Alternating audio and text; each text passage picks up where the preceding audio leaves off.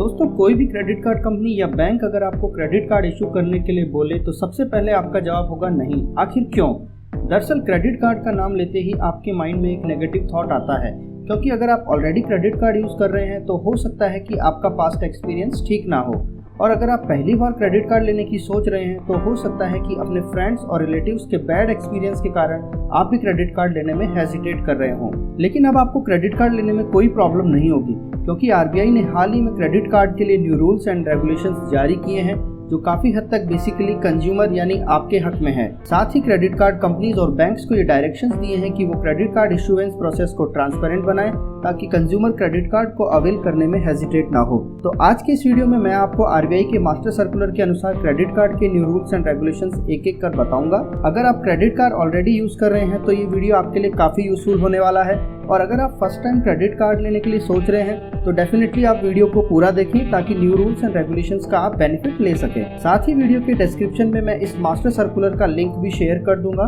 ताकि अगर आप खुद से इस सर्कुलर को पूरा पढ़ना चाहें या देखना चाहें, या इन केस फ्यूचर में रेफरेंस के लिए यूज कर सकें। तो स्वागत है आपका फिनेंस की बातें यूट्यूब चैनल पर, जहां हम आपको बैंकिंग और फिनेंस की ऐसी ही इंपॉर्टेंट इन्फॉर्मेशन प्रोवाइड कराते हैं। अगर आप चैनल पर नए हैं तो इस चैनल को सब्सक्राइब करें। अगर आपको वीडियो पसंद आए तो जरूर शेयर और लाइक करें, ताकि और भी लोग इसका बेनिफिट ले सकें। तो चलिए सीधा समझते हैं ब्लैक बोर्ड पर। क्रेडिट कार्ड के न्यू रूल्स को देखने से पहले ये समझिए कि आखिर आरबीआई को क्रेडिट कार्ड्स के लिए new rules and regulation issue करने की जरूरत क्यों पड़ी। दरअसल अब तक होता क्या था कि क्रेडिट कार्ड कंपनीज या बैंक क्रेडिट कार्ड इशू करने के टाइम पर कस्टमर को क्रेडिट कार्ड पर लगने वाले इंटरेस्ट या चार्जेस के लिए कोई भी साइंड एग्रीमेंट नहीं देते थे। अगर मैं बात करूं तो बिना कस्टमर की कंसेंट के ही कई बार क्रेडिट कार्ड इशू कर दिया जाता था, जिसे बंद करवाने के लिए कस्टमर को क्रेडिट कार्ड कंपनी या बैंक के चक्कर लगाने पड़ते थे, क्योंकि क्रेडिट कार्ड सरेंडर या क्लोजर के लिए कोई भी ऑनलाइन रिक्वेस्ट प्लेटफॉर्म नहीं था। साथ ही क्रेडिट कार्ड में चार्जेस को बढ़ाने या बिलिंग साइकिलिंग की भी कोई प्रायर इन्फॉर्मेशन कस्टमर को नहीं दी जाती थी। कहीं ना कहीं इन सभी प्रॉब्लम्स की वजह से कस्टमर का क्रेडिट कार्ड कंपनीज या बैंक्स पर बिलीव खत्म होता जा रहा था, और कस्टमर क्रेडिट कार्ड लेने में या उसे यूज करने में हेजिटेट करने लगे थे। कस्टमर के इन सभी प्रॉब्लम्स को ओवरकम करने के लिए आरबीआई ने डिटेल्ड मास्टर सर्कुलर जारी किया है।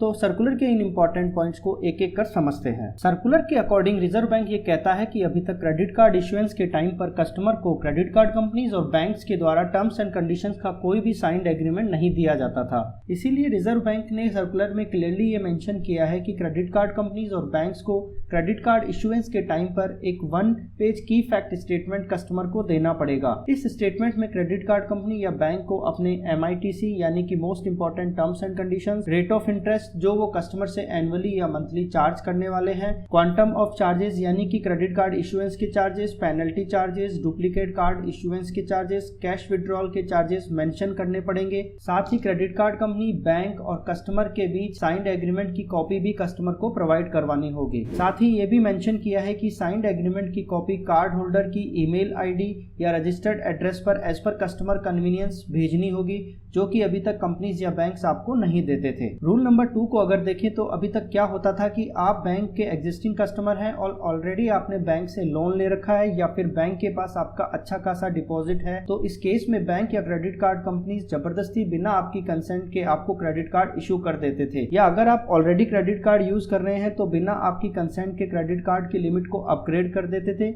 या कम कर दिया जाता था।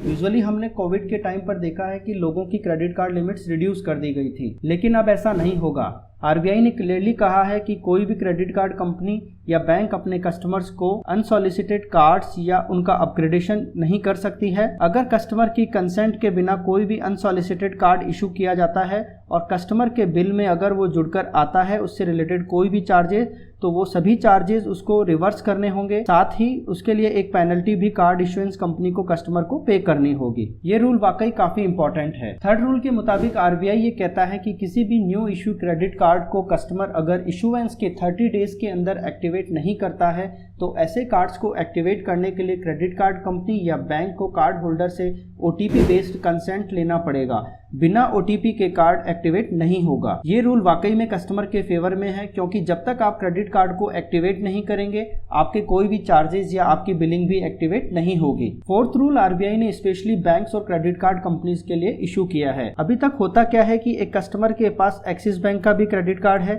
साथ ही उसके पास HDFC का भी क्रेडिट कार्ड है और उसने SBI से भी क्रेडिट कार्ड इशू करवा रखा है।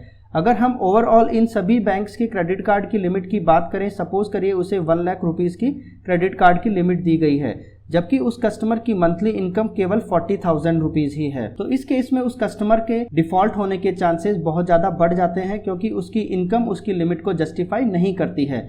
इसीलिए क्रेडिट कार्ड में बढ़ते डिफॉल्ट यानी एनपीए को रोकने के लिए आरबीआई ने क्रेडिट कार्ड कंपनीज और बैंक्स को क्रेडिट कार्ड इशूएंस करने से पहले उस कस्टमर की क्रेडिट लिमिट को असेस करने के लिए कहा है। साथ ही कस्टमर को भी अपने एग्जिस्टिंग कार्ड्स के लिए बैंक को एक डिक्लेरेशन देना होगा। 5th रूल के अनुसार अभी तक क्रेडिट कार्ड इशूएंस कंपनीज अपने इशूड क्रेडिट कार्ड का डेटा क्रेडिट इंफॉर्मेशन कंपनीज को तुरंत शेयर कर देती थी, लेकिन अब रिजर्व बैंक ऑफ इंडिया ने नया सर्कुलर जो जारी किया है उसमें ये मेंशन किया है कि जब तक किसी भी कार्ड को कस्टमर एक्टिवेट नहीं करेगा तब तक कार्ड इशुएंस कंपनी उसका डेटा किसी भी क्रेडिट इंफॉर्मेशन कंपनी को शेयर नहीं कर सकेगी। 6th रूल के अनुसार आरबीआई ने सभी क्रेडिट कार्ड कंपनीज और बैंक्स को क्रेडिट कार्ड की इंटरेस्ट रेट और चार्जेस को ट्रांसपेरेंट करने के लिए मेंशन किया है। साथ ही अपनी एनुअलाइज परसेंटेज रेट को भी कस्टमर्स को डिस्क्लोज करने के लिए कहा है।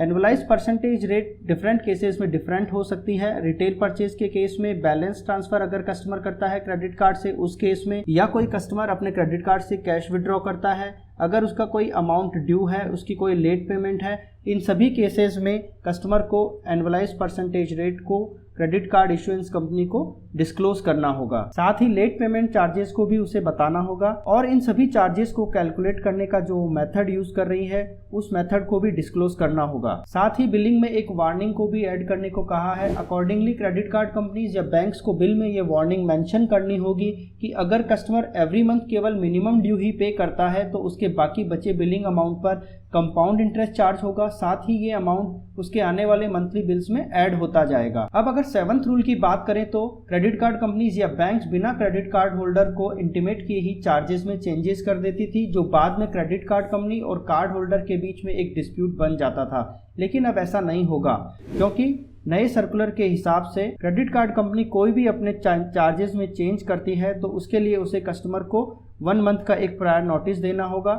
इस केस में अगर कस्टमर अपना कार्ड सरेंडर करना चाहता है तो बिना किसी चार्जेस के उस कार्ड को क्लोज किया जाएगा, लेकिन यहाँ कस्टमर को पूरा ऑल ड्यूज पे करना होगा। उसी कंडीशन में कंपनी उस क्रेडिट कार्ड को क्लोज कर सकती है। 8th रूल कार्ड होल्डर्स के लिए काफी बेनिफिशियल है, जो कि बिलिंग साइकिल को लेकर है। अभी तक क्रेडिट कार्ड कंपनीज या बैंक्स अपने कार्ड होल्डर्स को अलग अलग बिलिंग साइकिल इशू करते थे और अकॉर्डिंगली पेमेंट की ड्यू डेट डिसाइड होती थी। लेट सपोज आपके बिलिंग साइकिल के अकॉर्डिंग आपकी ड्यू डेट आती है एवरी मंथ 20th यानी कि मिड ऑफ मंथ, जब आपकी सैलरी भी फुली एग्जॉस्ट हो जाती है और आपको अपने क्रेडिट कार्ड का पेमेंट करना है। तो ऐसे में आपके पास केवल एक ही ऑप्शन बचता था मिनिमम ड्यू पे करने का। या फिर मान लीजिए आपके पास 2-3 क्रेडिट कार्ड है और सभी की पेमेंट डेट अलग अलग है, तो ऐसे में किसी भी एक क्रेडिट कार्ड की पेमेंट मिस होने के बहुत ज़्यादा चांसेस हो जाते थे। तो ऐसे में अब आरबीआई ने क्रेडिट कार्ड कंपनीज और बैंक्स को ये कहा है कि वो अपने कार्ड होल्डर्स को 1 टाइम उनकी कन्वीनियंस के अनुसार बिलिंग साइकिल मॉडिफाई करने का ऑप्शन दे। तो ऐसे में आप अपने सभी क्रेडिट कार्ड की ड्यू डेट अपनी सैलरी की डेट के अकॉर्डिंग 1 टाइम चूज कर सकते हैं, ताकि आप किसी भी क्रेडिट कार्ड के पेमेंट को मिस करने से बच सकें। 9th रूल कार्ड होल्डर्स के लिए बहुत ही ज़्यादा यूजफुल है। अभी तक होता क्या था कि अगर कार्ड होल्डर को अपना कार्ड सरेंडर या क्लोज करवाना होता था तो उसे क्रेडिट कार्ड कंपनी या बैंक के चक्कर लगाने पड़ते थे और वहाँ उसकी कोई सुनवाई नहीं होती थी और उसकी बिलिंग में ये चार्जेस जुड़ते जाते थे और ये एक डिस्प्यूट का मैटर बन जाता था।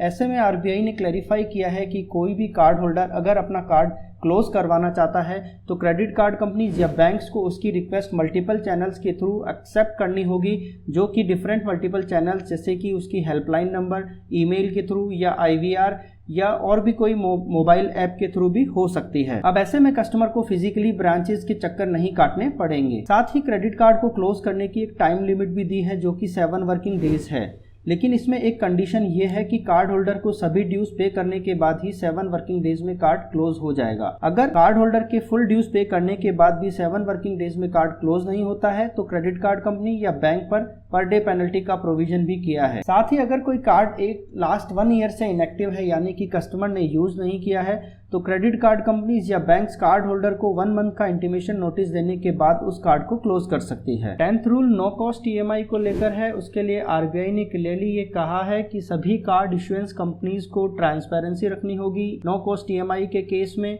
उन्हें ये बताना होगा कि कितना प्रिंसिपल है, कितना इंटरेस्ट है और क्या अपफ्रंट डिस्काउंट दिया जा रहा है, ताकि कस्टमर के साथ नो कॉस्ट ईएमआई के रूप में कोई भी फ्रॉड ना हो सके। तो इस वीडियो में मैंने सर्कुलर के सभी इंपॉर्टेंट 10 रूल्स को कवर किया है, जो कि कस्टमर के पॉइंट ऑफ व्यू यानी आपके पॉइंट ऑफ व्यू से बहुत ज़्यादा इंपॉर्टेंट है। साथ ही सर्कुलर का लिंक भी मैंने डिस्क्रिप्शन में शेयर किया है, अगर आप चाहें तो खुद से भी उसे पढ़ सकते हैं और रेफरेंस के लिए यूज़ कर सकते हैं। तो उम्मीद करता हूँ कि वीडियो आपको काफ़ी इंटरेस्टिंग लगा होगा, तो वीडियो को लाइक और अपने फ्रेंड्स के साथ शेयर करें, साथ ही चैनल को सब्सक्राइब करें। तो मिलते हैं अगले एक नए इन्फॉर्मेटिव वीडियो में, तब तक के लिए थैंक्स फॉर योर टाइम। जय हिंद, जय भारत।